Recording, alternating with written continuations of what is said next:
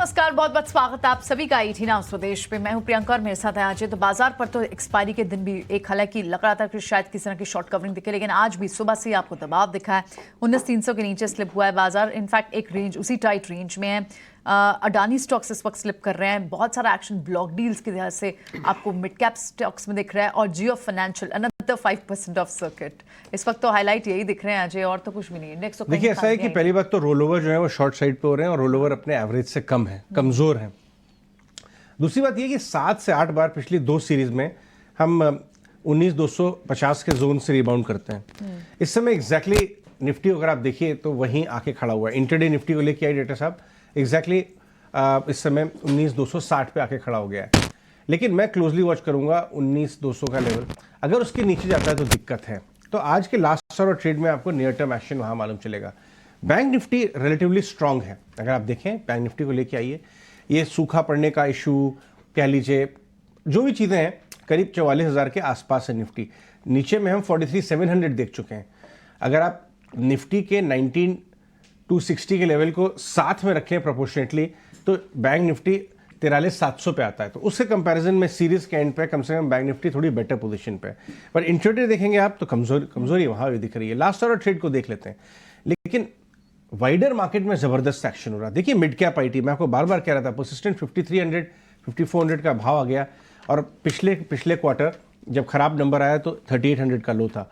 उसी तरीके से सारे मिड कैप 4 दिन से हम आपको बता रहे हैं कोफोर्ज की गाइडेंस डेडली, बहुत ही जबरदस्त गाइडेंस दी है। एक खराब समय के दौरान आपको कोफोर्ज ने अच्छी गाइडेंस दी थी, उस दिन 10% चला था, उसके बाद से लगातार चल रहा है। एम्फोसिस के मैनेजमेंट ने मोतीलाल कॉन्फ्रेंस में तेजी की थी, परसिस्टेंट ने कल की। ये सारी बातें हम एक हफ्ते से व्यूअर्स को रख रहे हैं और पर्सपेक्टिव में रख रहे हैं, तब आपका पोजिशनली बढ़िया। 6 महीने में बिरला का 50% से ज्यादा का रिटर्न दे चुका है। शानदार, बहुत बढ़िया। वहां पे कुछ टॉप लेवल के चेंजेस भी हुए हैं। तो कहीं ना कहीं अगर आपने सही स्टॉक पकड़ लिया है तो दिक्कत वाली बात नहीं है। हमारे साथ अभिषेक बासु मलिक जुड़ रहे हैं हमारे पैनलिस्ट में फंडामेंटल्स बात करने के लिए। यही नहीं, हमारे साथ हमारे नागराजुना रेड्डी भी हैं, शेट्टी हैं, और हमारे साथ क्षितिज गांधी भी दिल्ली से जुड़ रहे हैं। तो अब सबसे आप सबका स्वागत है, गुड आफ्टरनून। बातचीत को आगे लेके चलते हैं। अभिषेक, मैं आता हूं आपके पास 2 मिनट में, लेकिन आज क्योंकि एक्सपायरी है तो पहली बात हम जरा क्षितिज से इस बार समझ लेते हैं, रोल ओवर का मामला कैसा है? इतनी सॉफ्ट, एकदम नर्वस जैसी एक्सपायरी क्यों लग रही है? आप बताइए, डेटा क्या कह रहा है क्षितिज? बिल्कुल। सबसे पहले तो very good afternoon Ajay ji, और सभी को बहुत बहुत नमस्कार। देखिए, यहाँ पे थोड़ा सा लैकलस्टर मूव हमने देखा इंडियन मार्केट्स में बीते कई सेशंस में। आज मंथली एक्सपायरी है, हम लोग सितंबर सीरीज की तरफ यहाँ पे मूव ऑन कर रहे हैं, बट स्टिल यहाँ पे कहीं ना कहीं सुबह से ही हम लोग देख रहे हैं थोड़े से अभी भी इंडेक्स को लेके पर्टिकुलरली इतनी कुछ खास वॉलिटिलिटी नहीं देखने को मिली है। यस, ऊपरी स्तरों से एक बार प्रेशर जरूर फील करती दिखाई दे रही है निफ्टी। रोल ओवर भी कुछ खास यहाँ पे नहीं दिखाई दे रहे हैं। अगर हम लोग थोड़ा सा ऑप्टिमिस्टिक होकर चलें तो बिल्कुल कोई ऑप्टिमिज्म का भी यहाँ पे कोई स्कोप नजर आ नहीं रहा।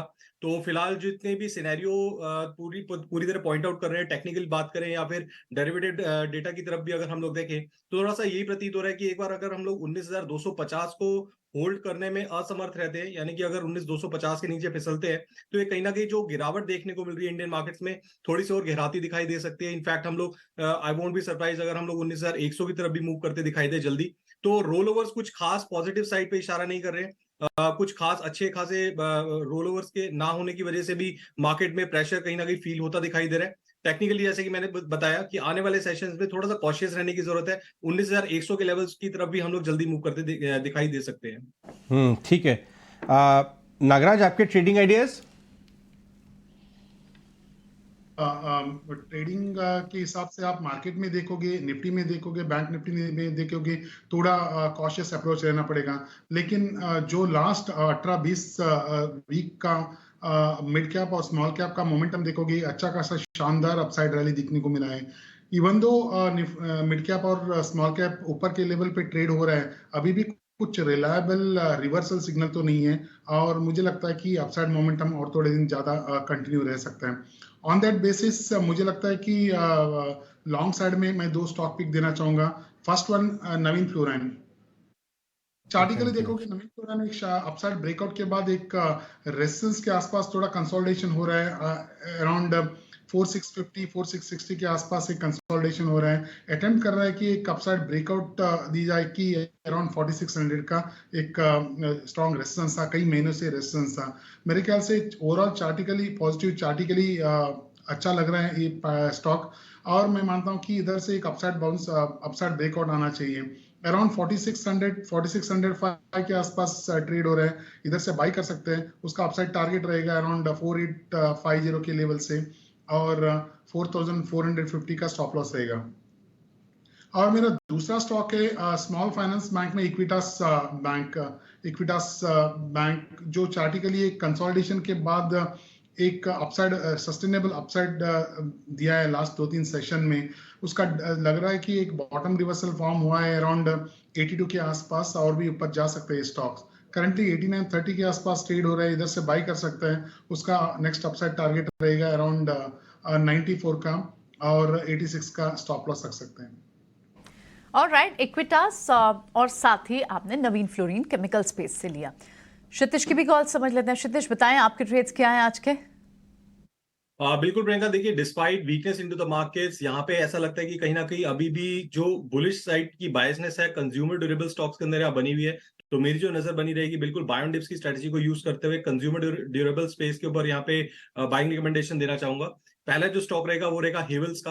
अगर हेवल्स के हम लोग चार्ट स्ट्रक्चर पे बात करें तो स्टॉक लगभग 1375 के आसपास यहाँ पे ट्रेड करता दिखाई दे रहा है, और एक अच्छा ब्रेकआउट यहाँ पे आता दिखाई दे रहा है चार्ट्स के ऊपर। पिछले 3 से 4 दिन में स्टॉक में एक अच्छा लॉन्ग बिल्डअप बनता दिखाई दिया है। मुझे लगता है आज एक्सपायरी के चलते अच्छे यहाँ पे अच्छे वॉल्यूम्स के साथ यहाँ पे प्राइस एक्शन देखने को मिल रहा है, which can continue in coming sessions as well. तो पहली रिकमेंडेशन रहेगी हेवल्स के अंदर। जैसे कि बताया स्टॉक ट्रेड कर रहा है 1375 1377 के लगभग। ट्रेडिंग स्टॉप लॉस यहाँ पे सुझाऊंगा 1340 रुपए का। थोड़ा सा पोजिशनल व्यू लेके चले तो मुझे लगता है यहाँ पे 1430 तक के लेवल स्टॉक के अंदर देखने को मिल सकते हैं। दूसरा जो स्टॉक रहेगा सेम स्पेस में से रहेगा, स्टॉक का नाम है वोल्टास। वोल्टास की बात करें तो निचले स्तरों पे अच्छे खासे कंसोलिडेशन फेज से गुजरने के बाद स्टॉक ने एक अच्छा ब्रेकआउट देखने को मिला है। अपने सभी मूविंग एवरेजेस के ऊपर यहाँ पे प्राइस सस्टेन करता दिखाई दे रहा है। तो ये जो मोमेंटम है वोल्टास के अंदर एक बड़ी कंसोलिडेशन के बाद ब्रॉडर चार्ट्स काफी पॉजिटिव बन चुके हैं। तो मुझे लगता है यहाँ पे मोमेंटम कैरी रहना चाहिए। स्टॉक ट्रेड कर रहा है लगभग 865 के आसपास। यहाँ पे ट्रेडिंग स्टॉप लॉस हो जाऊंगा 850 रुपए का। मोमेंटम बेट यहाँ पे ली जा सकती है। अपसाइड में मुझे लगता है 900 से 905 तक के लेवल स्टॉक के अंदर देखने को मिल सकते हैं। तो हेवल्स और वोल्टास इन दोनों के ऊपर नजर बना के रखेंगे। इनफैक्ट चलिए आगे बढ़ते हैं और अभिषेक बासु मलिक को भी जोड़ लेते हैं। अभिषेक, मैं आपसे ये होटल से बात करना चाहूँगा। आपको याद होगा प्रियंका, करीब 75-80 रुपीज से हम इंडियन होटल्स यहाँ पर ट्रैक कर रहे हैं। मैनी टाइम्स हो गया कोविड लोज से। शैले का आईपीओ हमारे सामने आया, दुनिया भर के नए नए आईपीओ आ गए। आपको याद होगा अभिषेक की 10 साल से होटल स्टॉक्स के आईपीओ नहीं आए थे लगभग, लेकिन 2-4 नए आईपीओ आए। और अब out of everybody Mukesh Ambani ji अपने होटल बिजनेस के एक्सपेंशन की बात कर रहे हैं। मतलब उनके पास ऑलरेडी इतना कुछ है प्लेट पे, बट इस बार अगर आपने न्यूज़ रिपोर्ट्स पढ़ी हो तो बीकेसी में एक नया होटल आ रहा है ईस्ट इंडिया होटल के नाम से, अनंत विलास बीकेसी। बताइए, इतने बिजी मैन बट होटल्स को एक्सपैंड कर रहे हैं। तो आप समझ सकते हैं कितनी तेजी है। Correct. आप अग्री करेंगे होटल सेक्टर में तेजी बाकी है? इतने बड़े बड़े लोग नया कारोबार लॉन्च कर रहे हैं, या 70% तेजी हो चुकी है होटल्स में? तो दो बात है इसमें। एक तो जैसे मुकेश अंबानी जी के पास बहुत पैसा है और वो कंसिस्टेंट कैश फ्लो आता रहता है फ्रॉम देयर कोर बिजनेस। तो उनका एक्चुअली अगर आप सोचें तो उनका सबसे बड़ा प्रॉब्लम ये है कि पैसा कहाँ डिप्लॉय करें। तो दे लुक फॉर बिजनेसेस जहां पे कैपिटल एम्प्लॉयमेंट ज्यादा हो, तो जहां पे फिक्स्ड एसेट्स ज्यादा हो। तो इसीलिए आप देखेंगे कि उनका ध्यान जाता है टेलीकॉम, रिटेल, जहां पे एसेट्स ज्यादा हो। होटल्स वैसे ही एक सेक्टर है।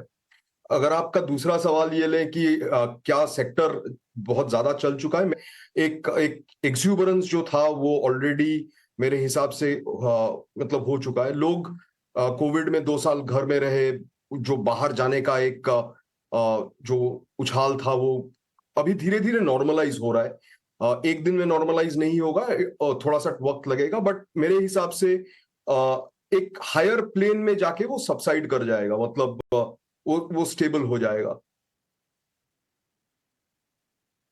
सही कहा। दूसरी एरिया में आपसे जो बात करना चाहूंगा अभिषेक, वो है मिड कैप आईटी। पिछले क्वार्टर एक्चुअली वर्स्ट था, अगर आप चार्ट पे भी डालें या अपने नंबर्स में डालें। बहुत ही खतरनाक नंबर्स और उससे ज़्यादा खतरनाक कमेंट्री। इनफैक्ट एनालिस्ट और फंड मैनेजर्स आके कह रहे थे हमारे चैनल पे कि शायद लेने का टाइम है। मैंने ऐसा समय देखा पहली बार कि मार्केट पॉजिटिव है लेकिन प्रमोटर वर्ग जो है वो इतना नेगेटिव था धंधे पे, लेकिन मार्केट जीता क्योंकि उस पॉइंट से ज़बरदस्त रिटर्न्स बने मिड कैप आईटी में स्पेशली, बट लार्ज कैप भी बॉटम हो गया था। हमारी कॉलीग जो है अनीशा, वो एलटीआई माइंट्री के मैनेजमेंट से बातचीत करके आई हैं। मैं उसका जिस्ट प्ले करूंगा, उसके बाद अभिषेक आपका व्यू लूंगा मिड कैप आईटी पैक पे, मिड टू स्मॉल अगर आपके रेडार पे कुछ है, या इवन लार्ज कैप से। एक बार जिस्ट अनीशा से जान लेते हैं। अनीशा बताइए। वेल, आईटी सेक्टर की 5वीं सबसे बड़ी कंपनी जो है इस कंट्री में एलटीआई माइंट्री, उसके सीईओ एंड एमडी से मेरी बातचीत हुई एंड काफ़ी पॉजिटिव चीज़ें निकल कर आ रही हैं। हमने डिस्कस किया क्या चीज़ें इंक्रीमेंटली बेटर हो रही हैं, तो उन्होंने बताया नॉर्थ अमेरिका में अभी कोई हार्ड लैंडिंग सॉफ्ट लैंडिंग की बात नहीं हो रही है, तो डिमांड मोमेंटम बेटर है। डील पाइपलाइन कह रहे हैं वो काफ़ी सेटिस्फैक्ट्री है, काफ़ी रोबस्ट है। बीएफएसआई सेक्टर को लेकर भी काफ़ी ऑप्टिमिस्टिक हैं वो, बिकॉज जो हमारी पहले बात हुई थी तब उन्होंने इंडिकेशन दिया था कि कोई हायरिंग फ्रीजेस चल रहे हैं बीएफएसआई वर्टिकल में जिसके चल के डबल डिजिट ग्रोथ इससे हमें डिफ़िकल्ट होगी। बट उन्होंने बोला कि FY25 के आगे से उनको कुछ ऐसा दिख नहीं रहा है कि डबल डिजिट ग्रोथ क्यों नहीं हो सकती है। तो डेफिनेटली जो ट्रिगर्स दिख रहे हैं वो काफ़ी पॉजिटिव हैं कि डबल डिजिट ग्रोथ की ट्रैजेक्टरी वापस आ सकती है। इनफैक्ट कंपनी ने एक बड़ा टारगेट अपने लिए सेट किया है $10 बिलियन रेवेन्यू का। राइट नाउ कंपनी का रेवेन्यू प्रोफाइल ऑलमोस्ट $4.5 बिलियन है, तो काफ़ी बड़ा टारगेट है। बट वो कह रहे हैं कि 2030 से पहले ही कंपनी इसको अचीव करने का ट्राई कर रही है। इवन मार्जिन की बात करें तो उन्होंने बोला ऐसा कुछ खास प्राइसिंग प्रेशर नहीं दिख रहा है, इसलिए वो company 17 to 18% margin band exit rate रख सकता है FY24 का लेकर। ग्रोथ जो है आगे चल के बहुत organic as well as inorganic होगा। एक्विजिशन का उन्होंने ज़्यादा डिटेल तो नहीं दिया, बट बोला कि हेल्थ केयर सेगमेंट एक लगता है जहाँ पे वो एक्विजिशन कर सकते हैं। तो ओवरऑल काफ़ी पॉजिटिव कमेंट्री आ रहा है, काफ़ी ऑप्टिमिस्टिक है वो। हाँ, डील साइनिंग्स थोड़ा डिलेड है, रैंप अप थोड़ा डिलेड है, but medium to short term को लेकर, मीडियम टू लॉन्ग टर्म को लेकर वो काफ़ी पॉजिटिव हैं। तो बीएफएसआई सेगमेंट में डील्स को लेकर काफ़ी पॉजिटिव, ये वो स्पेस है जहां पर कई सारे सवाल भी उठ रहे हैं। अनीशा ये सारी एक्सक्लूसिव कॉन्वर्सेशन देवशीष चैटर्जी के साथ लेकर आई हैं हमारे व्यूअर्स के लिए। ठीक है, बढ़ते हैं आगे। और अब हमने देखा भी है कि सारा का सारा आपको आईटी स्पेस, इनफैक्ट ये तो बहुत समय पहले से ही हम बात कर रहे थे कि आईटी स्टॉक्स गिरना भी बंद हो गए और इनफैक्ट वहां से अब कितनी अच्छी चाल चल भी चुके हैं। मिड कैप या लार्ज कैप में भी अच्छी खासी मूव है। एचसीएल टेक में आज, इनफैक्ट कल टेक महिंद्रा अच्छी मूव में था, आज एचसीएल टेक में आपको एक अच्छी मूव दिख रही है। और सारे के सारे आप इनफैक्ट मिड कैप स्टॉक्स को देखें तो बजिंग भी है। कोई आईटी स्टॉक में नजर होगी आपकी इस वक्त नागराज? जी हाँ, आईटी स्टॉक में आप बात करोगे कि अभी भी एक कंसोलिडेशन मूवमेंट है, एक स्ट्रॉन्ग रेजिस्टेंस के आसपास। जो प्रीवियस कई हफ्तों के पहले एक गैप फॉर्म हुआ था, डाउनसाइड गैप, उसके आसपास ट्रेड हो रहा है। मेरे ख्याल से एक आध दो दिन कंसोलिडेशन रह सकते हैं। आप चार्टिकली देखोगे इन्फोसिस एक टेक्निकली अच्छा लग रहा है और आगे वाले दिनों में एक अच्छा खासा बढ़त दिखने को मिलेगा इस स्पेस में। चलिए, टेक्निकल राय रही। ठीक है, अनुराग भी है हमारे साथ, उनसे एक क्विक चेक ले लेते हैं कि इस वक्त व्यू क्या बन रहा है आईटी शेयरों पर। अनुराग, आपने सुना भी होगा, हमने एलटीआई माइंट्री के भी आपके सामने एक इनपुट्स रखे, जो परसिस्टेंट की कमेंट्री आ रही थी, लार्ज विंस भी निकलकर जो आई हैं अब तक, जो बड़ी कंपनियों की, चाहे इन्फोसिस हो चाहे एचसीएल टेक हो। तो ये ओवरऑल सिनेरियो चेंज होता हुआ दिख रहा है आईटी के लिए। आप बायर होंगे इन लेवल्स पे? अभिषेक?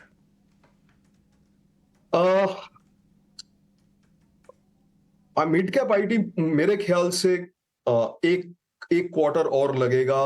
मिड कैप या मिड कैप लार्ज कैप आप जो भी बोले, उनको पूरा बिजनेस वाइज बॉटम करने के लिए, और उसके बाद थोड़ा थोड़ा पॉजिटिव न्यूज आने लगेगा।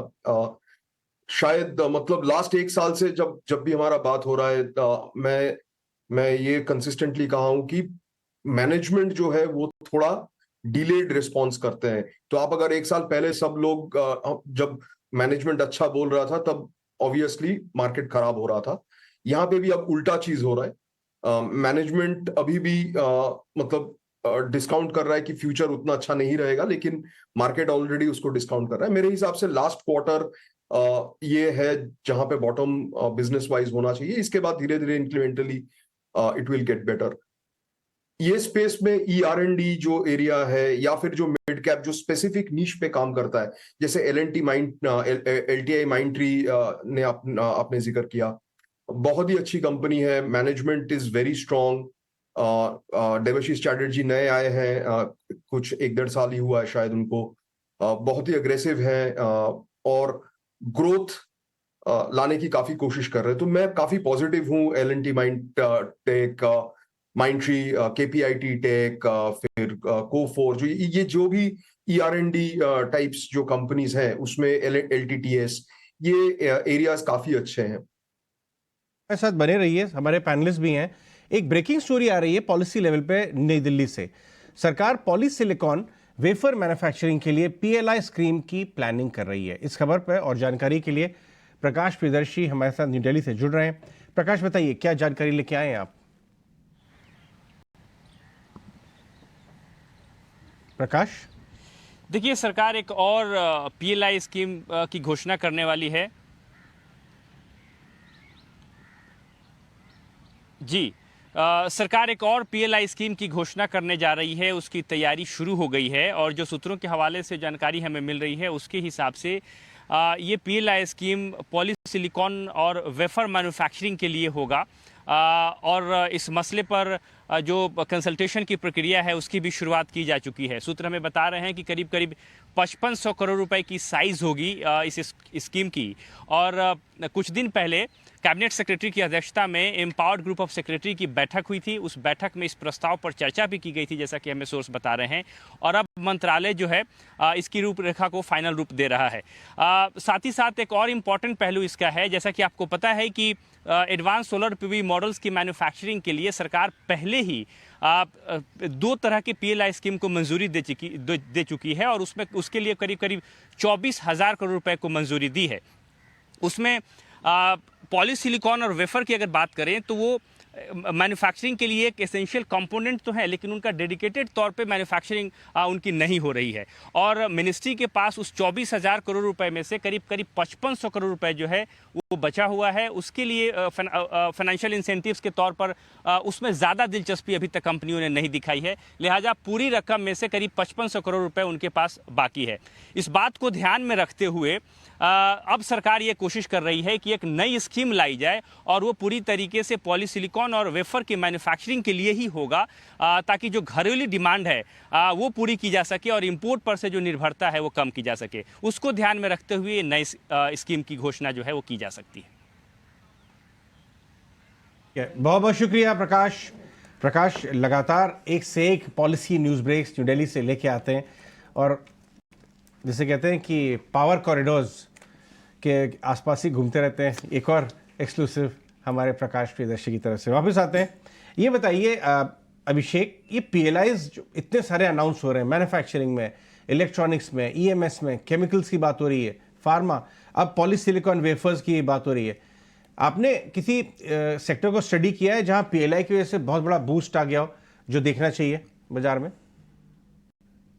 देखिए, काफी ये एक इमीडिएटली तो नहीं दिखेगा, इसको प्ले आउट होने में 2-3 साल लगेंगे, क्योंकि कंपनियां पहले आके मैन्युफैक्चरिंग प्लांट बिठाएगी, उसके बाद प्रोडक्शन होगा, उसके बाद उसमें बेनिफिट आएगा। तो अभी अगर आप देखें तो ये मोबाइल जो असेंबलिंग मैन्युफैक्चरिंग है उसमें काफी काम हो रहा है।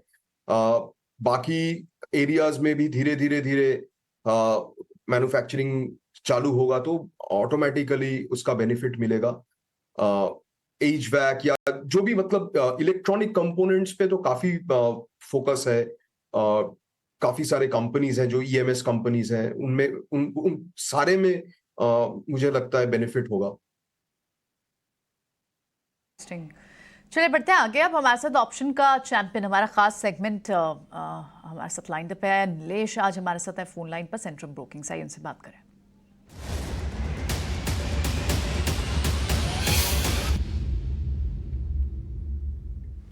नीलेश बताएं, कौन सा है आज आपके पास ऑप्शन का चैंपियन? देखिए, IT स्पेस में काफी अच्छा मूव हम देख रहे हैं। टेक महिंद्रा एक पर्टिकुलर काउंटर है जहाँ पे आज काफी अच्छी स्ट्रेंथ देखने को मिल रही है। इनफैक्ट सारे ही mid cap and small cap stocks में ज्यादा अट्रैक्शन है, बट लार्ज कैप में भी ये पैचअप रैली हमें देखने को मिल सकती है। टेक महिंद्रा इसका सितंबर सीरीज का 1220 का कॉल ऑप्शन जो लगभग 30 रुपीज के आसपास अभी ट्रेड हो रहा है, इसे 27 से 31 की रेंज में खरीदना है। स्टॉप लॉस रखना होगा 24 का। 43 रुपीज तक की अपसाइड इमीडिएट बेसिस पे देखने को मिल सकती है। सितंबर सीरीज में हम एक्सपेक्ट करके चल रहे हैं कि आईटी स्पेस पे मोमेंटम कंटिन्यू होना चाहिए। इस पर्टिकुलर ऑप्शन में टोटल रिस्क है 4,200 रुपीज का, रिवॉर्ड अप्रोक्सीमेटली 7,800 से 8,000 रुपीज का है। टेक महिंद्रा में 1220 की कॉल ऑप्शन में खरीदारी करेंगे। तो टेक महिंद्रा की कॉल और अब सितंबर सीरीज की कॉल होगी ऑफ कोर्स। जिस तरह की तेजी आईटी स्टॉक्स में, तो टेक महिंद्रा का चयन आपने किया 1220 की कॉल पर। स्टॉप लॉस 24 पर जरूर लगाएं, ठीक है। ओके, बहुत बहुत शुक्रिया नीलेश ये जानकारी देने के लिए। एक छोटा सा ब्रेक लेते हैं, ब्रेक का समय हो रहा है, लेकिन आप जाइएगा कहीं मत, क्योंकि एक बड़ी स्टोरी ब्रेक, M&A स्टोरी, वो भी फार्मा स्पेस की, इस ब्रेक के दूसरे एंड पे आपका वेट कर रही है। पोटेंशियल ट्रेड हो सकता है, आपको जानकारी लेके अच्छा लगेगा।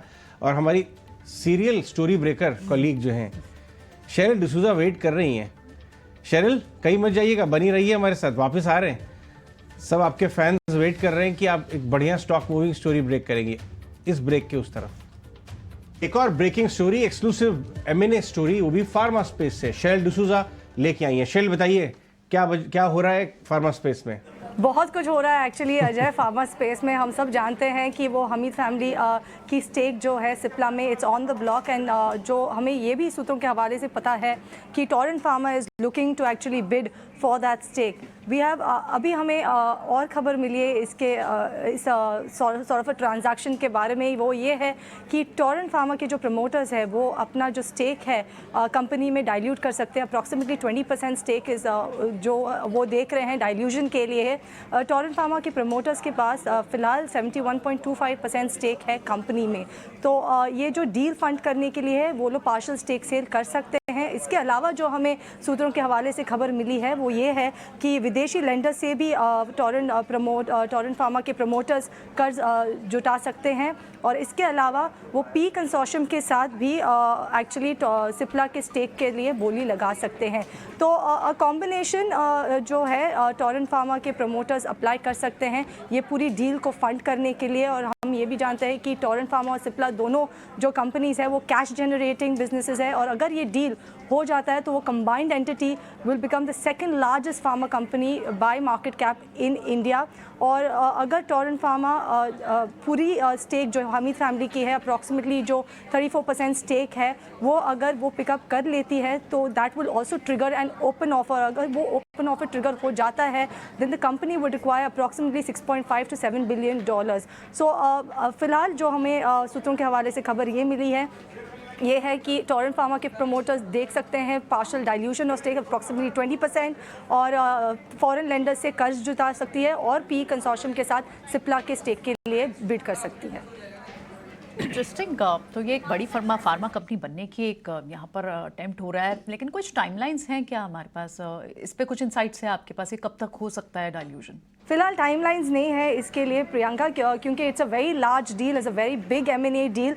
तो as and when we are getting more details we will keep you updated. बहुत बहुत शुक्रिया शेरिल इस शानदार न्यूज ब्रेक के लिए। आपको मैं समझा दूं कि ये 2 पार्ट ट्रांजैक्शन है। As a investor, as a trader आपको 2 पार्ट में देखना चाहिए। पहली बात तो ये कि सिप्ला के प्रमोटर स्टेक ब्लॉक पे हैं। तो पहली बात तो ये, अगर सिप्ला में ओनरशिप चेंज होने के ट्रांजैक्शन का ट्राई किया जा रहा है, ओनर बदलेगा। प्रीवियसली हमने बड़े M&A में देखे, या तो प्राइवेट इक्विटी ग्रुप, कोई एक इन्वेस्टर ग्रुप ओनरशिप ले लेता है किसी बड़ी कंपनी की, उसके बाद प्रोफेशनल लाता है और शानदार तरीके से कंपनी चलाता है, उसको बढ़ाता है। ये वो मामला नहीं है। यहां पे एक ऑलरेडी फार्मा प्रमोटर्स इसकी ओनरशिप को लेना चाहते हैं, इसको मर्ज करेंगे। तो देखने वाली बात यह कि डोमेन नॉलेज है, इतनी बड़ी टोरेंट फार्मा जैसी कंपनी के प्रमोटर्स अगर इच्छुक हैं तो एक तो वैल्यू अनलॉकिंग होगी सिप्ला में अगर ये डील होती है तो, जो सोर्सेज बता रहे हैं। दूसरी बात यह कि टोरेंट फार्मा भी स्टेक सेल करना चाहते हैं थोड़ा सा ब्लॉक के व्यू में, या कुछ पैसा रेज करने के लिए। दोनों के ऊपर व्यू लेते हैं। 1 साल का चार्ट दिखाई डायरेक्टर साहब सिप्ला टोरेंट फार्मा का। खास बात यह है कि स्टोरी जब आ रही है तो एक राउंड ऑफ री रेटिंग ऑलरेडी फार्मा स्टॉक्स में हो चुका है, लेकिन फिर भी बड़ी स्टोरी अगर हमें बनती है, अगर ये मर्ज करके एक कंपनी करेंगे, जो भी करेंगे, लेकिन इसके हम ऑड्स को डिस्कस कर लेते हैं, क्या पॉसिबिलिटीज है। अभिषेक बासु मलिक, आपने पूरी कहानी सुनी। सिप्ला का प्रमोटर स्टेक, हालांकि वो डिनाई करते आए हैं, ब्लॉक पे रहा है काफी समय से। शायद इस बार ये ट्रांजैक्शन हो जाए, बट सिप्ला को वर्सेस टोरेंट फार्मा, और अगर सिप्ला के ओनरशिप में वाकई टोरेंट फार्मा मैनेजमेंट आ गया तो क्या फर्दर रीरेटिंग होगी? क्या लगता है इस पूरे ट्रांजैक्शन के व्हाट इफ एनालिसिस करके बताइए। देखिए, पहली बात तो यह है कि दोनों ही बहुत ही अच्छी कंपनीज हैं। सिप्ला फ्रंटलाइन मेजर है फार्मा में इंडिया में, और कई सालों से रहा है। ऐसा नहीं है कि कुछ सालों में सिप्ला बड़ा हुआ है या टोरेंट बड़ा हुआ है, दोनों ही बहुत बड़ी कंपनीज हैं। सिप्ला एक्चुअली दोनों में ज्यादा बड़ा है। सिप्ला का रफली मार्केट कैप जहां तक मुझे याद है कुछ 1 लाख करोड़ है, टोरेंट का 60-65-63 हजार करोड़ कुछ होगा। सो टोरेंट एक्चुअली छोटा कंपनी है। तो अगर टोरेंट सिप्ला को खरीदने की कोशिश कर रहा है तो दोनों मिला के इट विल बिकम अ बेहेमोथ, बहुत बड़ा कंपनी बन सकता है। मैनेजमेंट दोनों मैनेजमेंट का, टोरेंट मैनेजमेंट का पेडिग्री भी काफी अच्छा रहा है हिस्टोरिकली, तो it will be a very potent player in the market, no doubt about it. एक बार चार्ट चेक भी ले लेते हैं, ये तो फंडामेंटल भी हो गया। क्षितिज आप बताइए, टोरेंट फार्मा सिप्ला दोनों के चार्ट्स में बेटर किसका है? नो डाउटली देखिए, यहाँ पे अगर हम लोग दोनों के चार्ट स्ट्रक्चर की तरफ बात करें तो टोरेंट फार्मा में आज कहीं ना कहीं न्यूज के चलते थोड़ा सा प्रेशर फील करता दिखाई दे रहा है। लगभग 6% के कट्स के साथ यहाँ पे ट्रेड करता दिखाई दे रहा है। देखिए, ब्रॉडर चार्ट्स अभी भी इतने ज्यादा खराब नहीं है टोरेंट फार्मा के। बीते कई हफ्तों पहले या बीते कई महीनों में स्टॉक ने अच्छे खासे रिटर्न्स दिए अपने इन्वेस्टर्स को। तो ये एक बात, अगर हम लोग टेक्निकली पॉइंट व्यू से बात करें तो कहीं ना कहीं ऊपरी स्तरों पे एक सेलिंग प्रेशर जो माउंट होता दिखाई दे रहा है। काफी टाइम से एक ड्यू चल रहा था जो रैली ओवर स्ट्रेच होती दिखाई दे रही थी चार्ट्स पे। तो कहीं ना कहीं ये भी एक रीजन बन सकता है कि यहाँ पे इन्वेस्टर्स कहीं ना कहीं ऊपरी स्तरों पे एक बार प्रॉफिट बुक करना चाह रहे हैं। बट यस, अगेन मुझे लगता है यहाँ पे जो आज के सेशन में फॉल दिखाई दिया है, मुझे लगता है यहाँ पे 1 से 2 ट्रेडिंग सेशंस की थोड़ा सा भी वेट करनी चाहिए। निचले स्तरों पे स्टॉक मिल सकता है तो वहां पे एक्यूमुलेट करने की सलाह रहेगी। अभी स्टॉक ट्रेड कर रहा है 1840 के लगभग, 1842 के लगभग यहाँ ट्रेड कर रहा है। मुझे लगता है जो आज सेलिंग प्रेशर माउंट हुआ है स्टॉक के अंदर, ये कहीं ना कहीं स्टॉक को एक बार लेके जा सकता है 1800 रुपए की तरफ। वहां पे एक बार अगर स्टॉक मिलता है तो कहीं ना कहीं रिस्क रिवॉर्ड भी फेवर करेगा। जैसे कि मैंने बताया, ब्रॉडर चार्ट्स अभी भी पॉजिटिव है तो निचले स्तरों पे एक्यूमुलेट करने की सलाह रहेगी। वही अगर हम लोग दूसरी तरफ बात करें सिप्ला जैसे काउंटर की, तो सिप्ला ने अगेन फार्मा काउंटर में से एक one of the best stock रहा है जो इसने अच्छे खासे रिटर्न्स दिए हैं बीते कई महीनों में। तो अभी भी चार्ट स्ट्रक्चर कुछ नेगेटिव नहीं है। ऐसा नहीं है कि रैली ओवर स्ट्रेच हो चुकी है। जो निचले स्तरों से स्टॉक ने रैली लेना स्टार्ट किया था लगभग 1000 रुपए के आसपास से, अभी 1250 के लगभग ट्रेड कर रहा है। मुझे लगता है ये न्यूज के चलते सिप्ला में जो पॉजिटिव ट्रिगर मिलेगा वो कहीं ना कहीं स्टॉक को 1330 से 1340 की तरफ लेके जा सकता है। तो सिप्ला में तो करंट लेवल्स में भी पोजीशन बिल्कुल बनाई जा सकती है। ऊपरी स्तरों पे 1330 1340 तक के लेवल्स एक्सपेक्ट करके चलेंगे। बट अगेन टोरेंट फार्मा की बात करें तो नीचे एक बार स्टॉक आता है 1800 की तरफ तो वहां पे एक्यूमुलेट करने की सलाह रहेगी। ऑलराइट, ठीक है, तो ये तो बात हुई सिप्ला पर, और ठीक है, इंटरेस्टिंग, काफ़ी मूव हमने देखी भी है, लेकिन इस स्टोरी को लगातार इस पर बड़े अपडेट्स आपको बताते रहेंगे। फिलहाल टोरेंट फार्मा आज ज़रूर 5.5%, लगभग 6% नीचे है, और सिप्ला इस वक्त आपको 1.5% ऊपर दिख रहा है। बढ़ेंगे आगे कुछ और स्टॉक्स, और क्योंकि अभी ऑटो सेल्स डेटा भी आना है, और मारुति जो कि एक अच्छे खासे रेंज में था, आज उसमें 10,000 से ऊपर की मूव भी देखने को मिली है, 2% की तेजी है। और इनफैक्ट इंट्राडे में ही आज इंट्राडे हाई में लगभग 5वां ऐसा महीना है जहां पर इंट्राडे हाई देखने को मिला है इसका, और वॉल्यूम्स भी अच्छे खासे आपको देखने को मिल रहे हैं। 2 टाइम्स 10 दिन के एवरेज वॉल्यूम से आपको 2 गुना वॉल्यूम्स आज ही के ट्रेड में देखने को मिले मारुति सुजुकी में।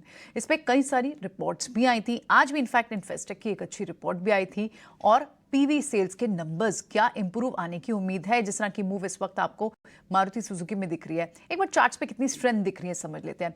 नागराज, एक बार मारुति सुजुकी के चार्ट्स बताएंगे देखकर। जी हाँ, चार्टिकली मारुति सुजुकी एक अच्छा खासा अपसाइड ब्रेकआउट दिया है आज के दिन, और अभी भी अराउंड 10,000 के आसपास जो स्ट्रॉन्ग रेजिस्टेंस बना हुआ था, कई बार अटेम्प्ट किया था अपसाइड ब्रेकआउट के लिए, नाकाम हुआ था। लेकिन मेरे ख्याल से इस बार जो ओवरऑल चार्ट पैटर्न पॉजिटिवली दिख रहा है, मुझे लगता है कि अपसाइड ब्रेकआउट आ सकता है।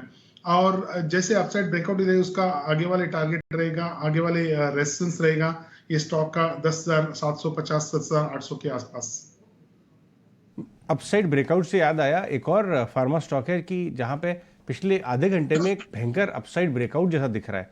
ग्लैंड फार्मा को लेके आइए आप, 8% ऊपर हो गया है। जब ने शो की शुरुआत की तो 3-4% ऊपर था, 8.5%, कुछ जबरदस्त हो रहा है। 1750 का भाव क्रॉस हो रहा है। क्षितिज, क्या ये 2000 की तैयारी कर रहा है?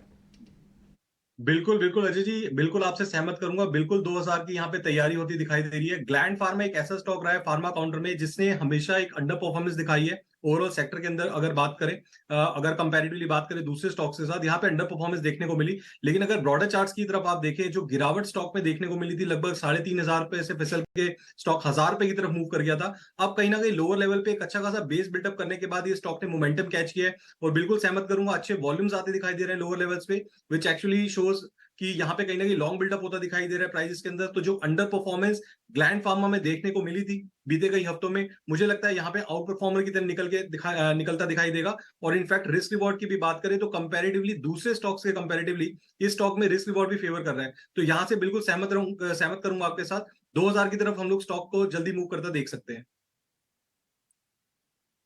ठीक है, ऑल राइट। तो ग्लैंड फार्मा 2000 तक की मूव आपको भी दिखती है। अभी 1726 के आसपास इस वक्त ट्रेड करते हुए दिखाई दे रहा है हमें।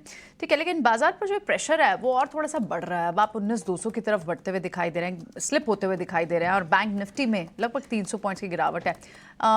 19100 तक की बात क्षितिज इनिशियली कर रहे थे। लोअर फिगर्स बहुत इंपॉर्टेंट होंगे। इनफैक्ट एक बहुत इंटरेस्टिंग आज सुबह में हम दिखा रहे थे कि सितंबर मंथ में हिस्टोरिकली आपको दिखते कैसे हैं रिटर्न। सितंबर मंथ ओवरऑल एक अच्छा मंथ भी रहता है नागराज, लेकिन अभी जिस तरह के रोल ओवर लो, अभी तो खैर आज के की रोल ओवर्स सामने दिखेंगे, लेकिन कल तक के जो रोल ओवर्स थे वो थोड़े वीक साइड पे आपको दिख रहे हैं।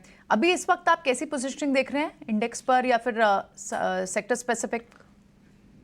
मेरे ख्याल से इंडेक्स में नेगेटिव जो रोल ओवर तो दिखना चाहिए। मेरे ख्याल से नेगेटिव ट्रेंड हावी रहेगा शॉर्ट टर्म के लिए। इनिशियली 19,230 के आसपास सपोर्ट है। रिसेंटली एक स्विंग लो बनाया था। मुझे नहीं लगता ओवरऑल चार्ट पैटर्न उतना खास कुछ पॉजिटिव है। वो स्विंग लो को होल्ड करेगा, सस्टेन करेगा। काफी बार हम देखे कि 200 के आसपास मार्केट सपोर्ट ले रहा था, उससे थोड़ा कुछ लोअर हाइस फॉर्मेशन हो रहे थे, अपसाइड बाउंस दिख रहा था। मेरे ख्याल से एक डाउनसाइड ब्रेकआउट देने के लिए एक अच्छा खासा कुशन बिल्डअप हुआ है मार्केट में।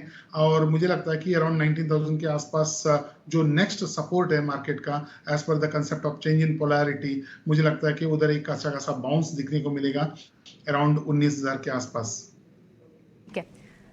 ठीक है, ओके, 19,000 के आसपास आप बाउंस बैक की बात करें, लेकिन stock specific action, in fact FTSE inclusion in all cap index, इस न्यूज़ का आपको इम्पैक्ट कुछ पर्टिकुलर स्टॉक्स पे भी देखने को मिला है।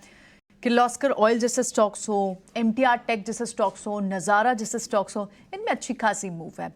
ये सारे स्टॉक्स के पोटेंशियल चार्ट्स को डिस्कस करते हैं कि कहाँ ट्रेड की पॉसिबिलिटी अब भी दिखती है। हालांकि 4% ऊपर है आप किर्लोस्कर ऑयल जैसे स्टॉक्स देखें, लेकिन छोटे से ब्रेक के बाद एक बार फिर आपका स्वागत है। तो हम कुछ स्टॉक्स की बात कर रहे थे जहां पर ऑयल कैप इंडेक्स फुत्सी में शामिल होने की बात की जा रही है। इनफ्लोज भी स्ट्रॉन्ग होंगे। उनमें 3 नाम जो निकल कर आ रहे हैं, उसमें किर्लोस्कर ऑयल, MTR टेक और नज़ारा, इनके नाम आ रहे हैं और आप स्टॉक में मूवमेंट देख रहे हैं। लेकिन यहाँ से अब भी अगर मैक्सिमम ऑफ द मूव हो चुका है, 4% चढ़ चुके हैं या फिर स्ट्रीम बाकी है। क्षितिज से ले लेते हैं। क्षितिज, इन स्टॉक्स में आपको कोई समझ आएगा जहां पर आप अब भी रिस्क रिवॉर्ड फेवरेबल देखते हैं? बिल्कुल प्रियंका, देखिए यहाँ पे MTR टेक के चार्ट्स काफी ज्यादा पॉजिटिव है। साथ के साथ नजारा की बात करें तो नजारा में भी अच्छे यहाँ पे वॉल्यूम्स देखने को मिल रहे हैं। तो इनफैक्ट यहाँ पे मुझे लगता है जो अपसाइड पोटेंशियल स्टॉक में अभी भी बिल्कुल यहाँ पे स्टॉक्स में पोटेंशियल है और ऊपरी स्तरों को टेस्ट करने का। अगर पर्टिकुलरली हम लोग पहले नजारा की बात करें तो नजारा के ब्रॉडर चार्ट्स पे स्टॉक ने एक अच्छा खासा बेस बिल्डअप कर लिया लोअर लेवल्स पे और अपने 200 दिन के मूविंग एवरेज के ऊपर निकलता दिखाई दे रहा है वीकली चार्ट्स पे, विच एक्चुअली शोज कि यहाँ पे जो ट्रेंड रिवर्सल है कहीं ना कहीं अर्ली सिग्नल्स है कि स्टॉक में यहाँ पे अब फिलहाल डाउन साइड तो लिमिटेड है, अपसाइड के पूरा पोटेंशियल है। तो नजारा टेक्नोलॉजीज की अगर बात करें तो रिस्क रिवॉर्ड के हिसाब से यहाँ पे स्टॉक ट्रेड कर रहा है 775 के लगभग। तो इनफैक्ट जब तक स्टॉक 730 के लेवल्स को होल्ड कर रहा है डाउन साइड में, अपसाइड मोमेंटम बिल्कुल कैरी रहेगा और ऊपरी स्तरों पे एक बार 850 की तरफ भी जल्दी मूव करता दिखाई दे सकता है। तो अगर किसी को रिस्क रिवॉर्ड के हिसाब से यहाँ पे नई पोजीशन बनानी है तो नजारा टेक्नोलॉजीज पे यहाँ पे नजर बना के रख सकते हैं।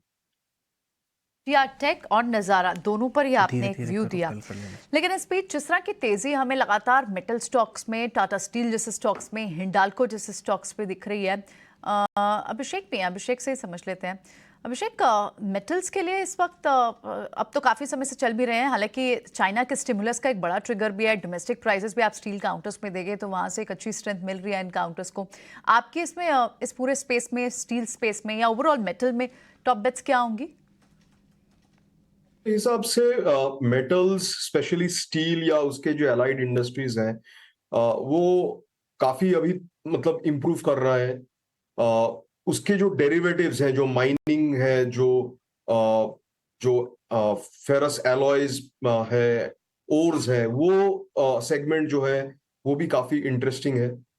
मैं एल्यूमिनियम वगैरह उतना क्लोजली ट्रैक नहीं करता, तो वो बोल नहीं पाऊंगा, लेकिन स्टील मुझे काफी इंटरेस्टिंग लग रहा है। टाटा स्टील, सेल, आप छोटे स्टॉक्स में अगर देखें तो IMFA या संदूर मैंगनीज टाइप के बहुत ही छोटी कंपनीज हैं, इस टाइप की कंपनीज काफी इंटरेस्टिंग है। आपने जियो फाइनेंशियल को स्टडी किया है? ये तो मिड कैप की तरह चल रहा है। प्रमोटर की बाइंग की खबर आती है तो सर्किट लग जाता है। अभी खबर आई कि ये सेंसेक्स का हिस्सा नहीं है कल से, तो 5% सर्किट वाला थोड़ा नेगेटिव में हो गया। आपको इसके वैल्यूएशन पे कुछ काम किया है आपने? ये एकदम भी नहीं किया है। क्या बात है, आप एकदम हाइप में कैरी फॉरवर्ड नहीं होते हैं। हाँ, लोग जियो फाइनेंशियल की माला जप रहे हैं और आपने देखा तक नहीं। ये ऐसा नहीं होना चाहिए। तो एनीवेज, ये बताइए आप क्या देख रहे हैं फिर? आप जो है अपने आपके रिसर्च रेडार पे क्या नाम है अभी, बताइए थोड़ा। देखिए, लास्ट वीक हमने जब बात किया था तो मैं बोला था कि केमिकल्स मुझे लग रहा है कि इंटरेस्टिंग है, बॉटम आउट हो गया है। IT इंटरेस्टिंग लग रहा है, 1-2 क्वार्टर्स की बात कर लेते हैं, केमिकल्स की बात कर लेते हैं। आपने केमिकल्स लेना शुरू कर दिया? केमिकल्स हमारे पोर्टफोलियो में है, जो पहले से थे वो है, बट नए जो बहुत पहले थे बेच दिए, अभी वो फिर से देख रहे हैं। उनमें काफी स्टॉक्स रहते हैं, मतलब जैसे जो बास्केट जो मैं हमेशा रेडार में रखता हूँ, उसमें दीपक नाइट्राइट रहता है, नवीन फ्लोरिन, SRF, एल्काइल अमाइंस, इस टाइप के सारे स्टॉक्स रहते हैं। तो वो सारे मैं फिर से इवैल्यूएट कर रहा हूँ कि कौन सा ज्यादा क्विकली शायद अच्छा रिजल्ट्स दिखाए। क्योंकि मुझे अभी जो लगता है, जो केमिकल्स का अभी इस हफ्ते रैली आया है, मुझे लगता है कि वो थोड़ा सा प्रीमेच्योर है। प्राइसिंग में थोड़ा सा इंक्रीज हुआ है, लेकिन डिमांड उतना बढ़ा नहीं है। मुझे लगता है कि वो 1-1.5 क्वार्टर और लगेगा। तो अभी भी काफी टाइम मिलेगा प्रॉपरली स्टडी करके खरीदने के लिए। डिस्कस करना है इनफैक्ट इसमें हम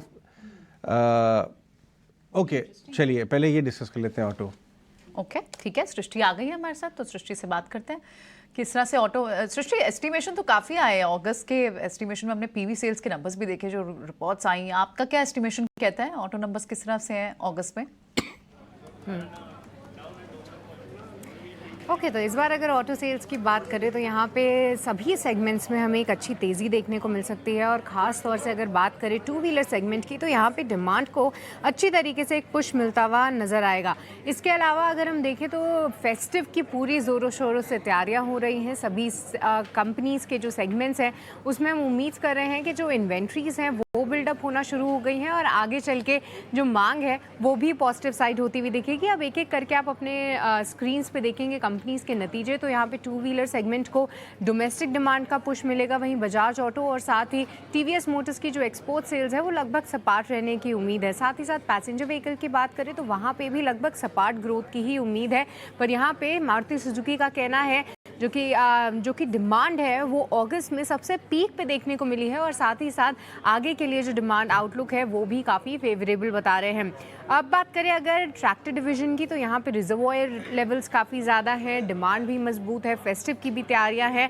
इसी के चलते हम एस्कॉट्स में भी उम्मीद कर रहे हैं कि एक अच्छे बिक्री आंकड़े आते हुए दिखेंगे। आपकी स्क्रीन पे देखेंगे कि महीने दर महीने में 8% की बढ़त की उम्मीद है, और साथ ही M&M में हल्की सी कमज़ोरी आप कह सकते हैं, पर 22,000 के ऊपर कंपनीज यूनिट बेचती हुई नजर आएगी। और आखिरी में कमर्शियल व्हीकल सेगमेंट की बात करें तो हालांकि इस बार जो फ्लीट यूटिलाइजेशन था वो पूरी तरीके से नहीं था, पर आगे के लिए जो आउटलुक है वो कंपनीज़ की तरफ से पॉजिटिव आ रहा है। इंक्वायरीज़ बढ़ती हुई नज़र आई हैं, और इसमें अशोक लीलैंड को आपको ध्यान रखना होगा। 15,600 से ज़्यादा यूनिट्स बेचने की वो तैयारी कर रहे हैं। ऐसा हो सकता है कि 15,600 से ज़्यादा उनकी गाड़ियाँ बिकती हुई नज़र आएँ।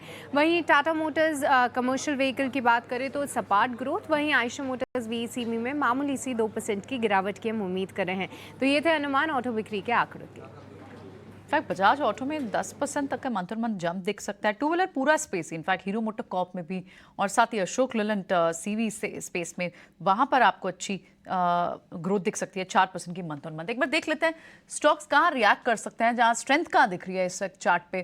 क्षितिज, एक बार आप टू व्हीलर सेगमेंट के चार्ट चेक करेंगे, अशोक लेलैंड और सीवी में अशोक लेलैंड और टू व्हीलर में एक बार हीरो और बजाज, क्या एक मूव में, क्योंकि ये इस हफ्ते में मूव कर भी चुके हैं, क्या इस न्यूज़ पे मूवमेंट अब तक हो चुकी है, स्ट्रीम बाकी है, चार्ट्स पे किस तरह से दिख रहे हैं स्टॉक्स?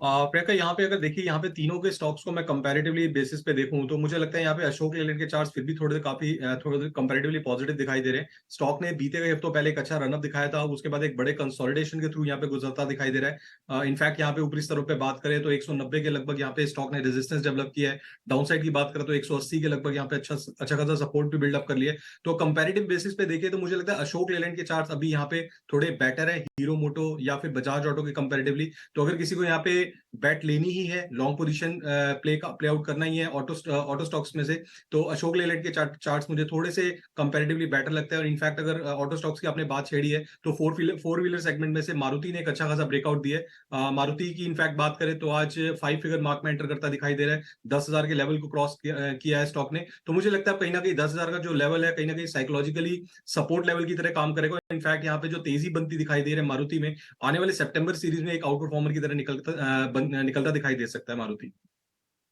ठीक है, मारुति आपको यहाँ पसंद आता है। एक और स्टॉक जो मैं डिस्कस करना चाह रहा हूँ प्रियंका, और हमारे व्यूअर्स जो रेगुलर हैं ईटी नाउ और ईटी नाउ स्वदेश पे, उन्हें याद होगा 750 रुपये का भाव था, 14-15 तारीख की सुबह थी, बढ़िया मार्केट था, और एक अब देख रही हैं कैसे माहौल बनाया जा रहा है। और हम बात कर रहे हैं बीएससी लिमिटेड। जी हाँ, बीएससी लिमिटेड वही बीएससी लिमिटेड है जो आज 11% ऊपर है। और आज एचडीएफसी सिक्योरिटीज ने निकाली है एक रिपोर्ट जो कहती है कि ये भाव बन सकता है करीब 1100, 1000 कितना, 1050 का टारगेट, नहीं 1300 कितना टारगेट लेके आइए वापस से डॉक्टर साहब, एचडीएफसी का टारगेट कितना आया इस पे? आई थिंक 1300 आप सही कह रहे हैं। 1300 का नया टारगेट इसके अंदर बना हुआ है, और 750 का भाव था। और मैनेजमेंट ने साफ तौर पे बताया था कि साहब इसमें आप, हमारा फोकस एकदम सही है, नए मैनेजमेंट आए, वॉल्यूम बढ़ाने बीएससी के।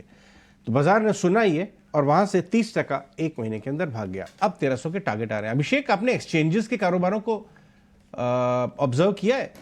अनलिस्टेड मार्केट में एनएससी का स्टॉक भी अच्छा चल रहा है, अब जो है लिस्टेड में बीएससी है उसमें भी करंट आने लगा बहुत जोर का। जी, मुझे तो जो 2-3 लिस्टेड प्लेयर्स हैं, 2 ही लिस्टेड प्लेयर्स है एक्चुअली, एमसीएक्स और बीएससी, जो एक्सचेंज और कमोडिटी एक्सचेंज है। मैं आईईएक्स को नहीं गिन रहा हूं इसमें।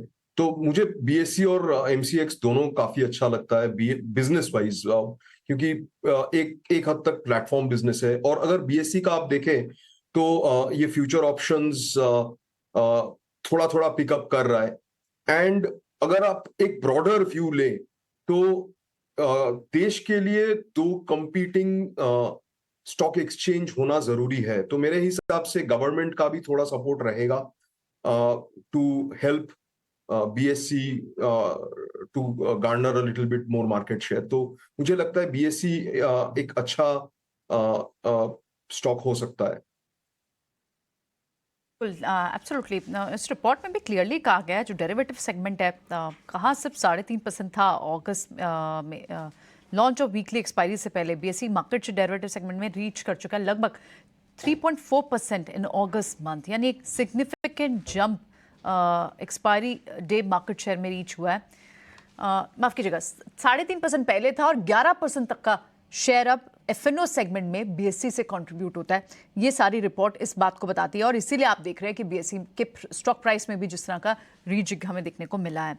ठीक है, लेकिन जाते आते कुछ बीटीएसटी ट्रेड्स यहाँ से लेने चाहिए। आज एक्सपायरी तो ओवर हो गई, मंथली एक्सपायरी खत्म, नया एक्सपायरी की कल से शुरुआत होगी। रोल ओवर का डेटा बेसिस पर इस वक्त आप शॉर्ट कॉल्स लेके जाएंगे या लॉन्ग कॉल्स लेके जाएंगे? नागराज। जी हाँ, मार्केट जैसे मैंने बताया पहले, मार्केट की जो ट्रेंड आप देखोगे, डेफिनेटली मार्केट में और भी एक वीकनेस दिख सकता है, क्योंकि मुझे लगता है कि ऑलमोस्ट अभी 19,229 का जो कई 3-4 दिन के पहले जो स्विंग लो बनाया था उसको भी ब्रेक करके नया स्विंग लो बनाया है अराउंड 19,223 के आसपास। सो ओवरऑल ट्रेंड तो नेगेटिव है। चार्टिकली देख सकते हैं कि कई दिनों से 19,200 के आसपास मार्केट सपोर्ट लिया है, अपसाइड बाउंस बैक दिया है। मुझे लगता है कि एक बार अपसाइड नीचे से डाउनसाइड ब्रेकआउट आ सकता है। ऑन द कॉन्ट्ररी, जो आप ब्रॉड मार्केट इंडेक्सेस देखोगे, मिड कैप और स्मॉल कैप में कोई इंपैक्ट नहीं है, कंटिन्यूस अप ट्रेंड है last 18-20 weeks without showing any reasonable downward correction. मेरे ख्याल से stock specific upside, stock specific movement रहना चाहिए। मुझे लगता है कि अगर मिड कैप में, स्मॉल कैप में एक अच्छे खासे स्टॉक स्पेसिफिक एक्शन दिखता है, वो तो कंटिन्यू रहना चाहिए। मैं यही कहूंगा कि मेरा जो कॉल था इक्विटास बैंक का, कॉल देने के बाद, एडवाइस करने के बाद काफी एक उछाल आया। मेरे ख्याल से ये भी एक शॉर्ट टर्म के लिए देख सकते हैं कि ऊपर के लेवल जो हमने बताया था टारगेट, उस तरफ एक शॉर्ट टर्म के लिए एक आ सकता है टारगेट। बात हुई, आप बताएं क्षितिज, आप कैरी फॉरवर्ड ट्रेड्स क्या लेके जाएंगे यहाँ से? बिल्कुल, देखिए यहाँ पे मार्केट का माहौल तो पॉजिटिव साइड पे नहीं है, बट मुझे अभी भी ऐसा लगता है कि कहीं ना कहीं स्टॉक स्पेसिफिक एक्शन यहाँ पे देखने को मिल सकता है। तो इनफैक्ट हमें उन्हीं स्टॉक्स पे फोकस रखना चाहिए जो चार्टिकली अच्छे ब्रेकआउट लेवल्स पे खड़े हैं। सभी स्टॉक्स यहाँ पे परफॉर्म करते नहीं दिखाई देंगे, बट स्टिल आई बिलीव कि यहाँ पे बाय रिकमेंडेशन लेना ही थोड़ा सा बेहतर स्ट्रेटेजी रहेगी। तो मेरी नजर बनी रहेगी वो रहेगी मदरसन सुमी। मैं बात कर रहा हूँ यहाँ पे संवर्धना मदरसन सुमी की। स्टॉक ट्रेड कर रहा है यहाँ पे लगभग 62 रुपए के आसपास। और अगर चार्टिकली बात करें तो स्टॉक ने एक बड़े कंसोलिडेशन फेज के बाद एक अच्छे वॉल्यूम्स के साथ यहाँ पे ब्रेकआउट देखने को मिल रहा है। यहाँ पे फिलहाल स्टॉक ट्रेड कर रहा है 4 से 4.5% के गेंस के साथ। तो मुझे लगता है ये जो मोमेंटम स्टॉक ने कैरी किया है, आज 62 रुपए के लगभग ट्रेड कर रहा है, ये बिल्कुल कैरी रहना चाहिए। और आने वाले सेशन में स्टॉक 65 रुपए की तरफ जल्दी मूव करता दिखाई देगा। ट्रेडिंग स्टॉप लॉस यहाँ पे सुझाऊंगा 61 के नीचे 61 रुपए के स्टॉप लॉस के साथ बाय रिकमेंडेशन देना चाहूंगा संवर्धना मदरसन सुमी में। अपसाइड में मुझे लगता है 64 से 65 तक के लेवल्स को टेस्ट करने का पोटेंशियल रखता है। तो strategy would be buy on Motherson Sumi, Samvardhana Motherson Sumi. Morning में भी आज डिस्कस किए थे and we will give it to our opening experts also, क्योंकि कुछ लिस्ट ऑफ स्टॉक्स हम डिस्कस करते हैं जहां पर भी यूरोप में कार सेल्स जंप के कारण जिन ऑटो एंसिलरी का बिजनेस यूरोप से जुड़ा है उसमें एक मदरसन सुमी है, भारत फोर्ज है, वेरक इंजीनियरिंग है, अपोलो टायर है, जिनका एक बड़ा कंट्रीब्यूशन यूरोप से आता है कि यहाँ पर नजर होनी चाहिए। सारे स्टॉक्स में से हमें रत्नेश ने मदरसन सुमी पर रिकमेंडेशन दी थी और आज देखिए, आज ही के आज दिन में आपको 4-4.5% की मूव दिखी। और अब भी BTSC ट्रेड आपको क्षितिज बता रहे हैं। ठीक है, बिल्कुल क्षितिज, विल नोट दैट डाउन। ठीक है, लेकिन अब जिस तरह से हम बढ़ रहे हैं क्लोजिंग की तरफ, एक बार बात कर लेते हैं, क्योंकि आज ऑटो स्टॉक्स में आपको मारुति में एक अच्छी मूव दिख रही है। 10,000 के पार एक बार फिर से आपको जाते हुए दिखा। हल्का सा जरूर नीचे आया 10,000 से, लेकिन ड्यूरिंग द डे ट्रेड हमने इसमें देखी भी ये मूव। ऑटो नंबर से पहले पीवी सेल्स की फिगर स्ट्रॉन्ग आ सकती हैं। अभी सृष्टि हमें बता रही थी कि टू व्हीलर का data month on month Bajaj auto, hero MotoCorp और साथ ही सीवी में अशोक लेलैंड यहाँ पर मूव हो सकते हैं। तो पूरे पैक को नजर पे रखेंगे, इसको रडार पे रखेंगे। लेकिन दूसरे जो स्टॉक्स है, सिप्ला में आधे % की मूव है। थोड़ी देर पहले हम एक एक्सक्लूसिव भी चाह रहे थे, सिप्ला के जो स्टेक बाय कर सकती है टोरेंट फार्मा, वो अपना कुछ फंड्स डाइल्यूजन करके सिप्ला में स्टेक ले सकती है और इसलिए भी सिप्ला कई दिनों से मूव में आपको दिख भी रहा है। 2% की तेजी सिप्ला में। लाइफ इंश्योरेंस काउंटर्स में HDFC लाइफ जैसे काउंटर्स में मूव दिख रही है। टाइटन जैसे काउंटर्स आपको 1% की तेजी के साथ दिखाई दे रहे हैं। अल्ट्राटेक सीमेंट आपके गेनर्स में है और पूरे मेटल पैक में हिंडाल्को जैसे काउंटर्स में अच्छी मूव देखने को मिल रही है। एट द सेम टाइम लगातार अडानी स्टॉक्स हैं, अडानी एंटरप्राइज हो, अडानी पोर्ट्स हो, OMCs पर दबाव की बात हम लगातार कर रहे हैं। और आप BPCL पर देखें, आज सुबह हमारे साथ एक्सपर्ट भी थे, ऑयल एंड मार्केटिंग को कवर करते हैं, क्लियरली कहते हैं कि रिफाइनिंग मार्जिन बैडली हिट है because of the surge in crude prices. और आप वहां देख रहे हैं कि BPCL आज 3.5% और इनफैक्ट सारे OMCs को आप देखें तो उन पे हिट आपको दिख रहा है। Large cap FMCG counters, Britannia जैसे काउंटर्स हो, इनमें आपको एक हिट दिख रहा है। UPL जैसे काउंटर्स थोड़े से सॉफ्ट हुए क्योंकि केमिकल स्टॉक्स में 2 दिन से अच्छी मूव थी, थोड़ी प्रॉफिट बुकिंग आपको वहां दिख रही है। लेकिन लार्ज कैप FMCG में ब्रिटानिया हो, नेस्ले हो, वहां पर आपको थोड़ा सा दबाव जरूर दिखाई दे रहा है। मिड कैप में जहां अच्छी मूवमेंट थी दोनों साइड, वहां बात कर लेते हैं। पहले तो बढ़ने वाले काउंटर्स में अभी जिन काउंटर्स की हमने बात की, मदरसन सुमी, इसके अलावा प्रेस्टीज जैसे काउंटर्स में मूव है। लिंडे आपको फिर से वापस आते हुए दिखाई दे रहा है। IT में, मिड कैप IT में परसिस्टेंट, कुफोर्ड, इनमें आपको एक मूव फिर से आज दिखाई दे रहे हैं। और ऑटो एंसिलरी के दूसरे कुछ काउंटर्स में सोना कॉमस्टार जैसे काउंटर्स की भी आप मूव देख रहे हैं। पूरा वाला भी आज सुबह से 3-3.5% की तेजी के साथ है, लेकिन थोड़ी प्रॉफिट बुकिंग और अच्छी प्रॉफिट बुकिंग पावर फाइनेंस में दिख रही है। 5.5% की गिरावट यहाँ दिख रही है। HPCL लगभग 3.5% गिरा हुआ है और स्कॉट्स कुबोटा अच्छी खासी एक सुपर्ब मूव चलने के बाद आज भी थोड़ा सा प्रॉफिट बुकिंग, कल भी थोड़ा सॉफ्ट था, लगभग 2.5-3% की गिरावट आपको यहाँ दिख रही है। आज क्रूशियल डेटा इंडिया की GDP भी आनी है। आफ्टर द मार्केट्स, और उस पर एक नज़र ज़रूर रहेगी क्योंकि CPI फिगर्स काफ़ी बढ़कर आई थी लास्ट मंथ की, लेकिन ग्रोथ कितनी इम्पैक्ट हो रही है उसे देखना होगा। At the same time US की तो GDP हमने देखा वहाँ अच्छी बेहतर होकर आई, लेकिन बाजार इन बड़े इकोनॉमिक डेटा पॉइंट्स को बहुत क्रूशली वॉच भी करता है और रिएक्ट भी करता है। लेकिन अगस्त सीरीज हम फिर से एक लाइटर नोट पे देख रहे हैं और 19,300 के नीचे निफ्टी एक्सपायर हो रहा है और साथ ही बैंक निफ्टी 44,050 के पास है। शो को फिलहाल यहीं वाइंड अप करेंगे। हमारे तीनों एक्सपर्ट्स का बहुत बहुत शुक्रिया। आज समय दिया आपने, अभिषेक, क्षितिज और नागराज, बहुत बहुत शुक्रिया आज समय देने के लिए, स्ट्रैटेजी डिस्कस करने के लिए।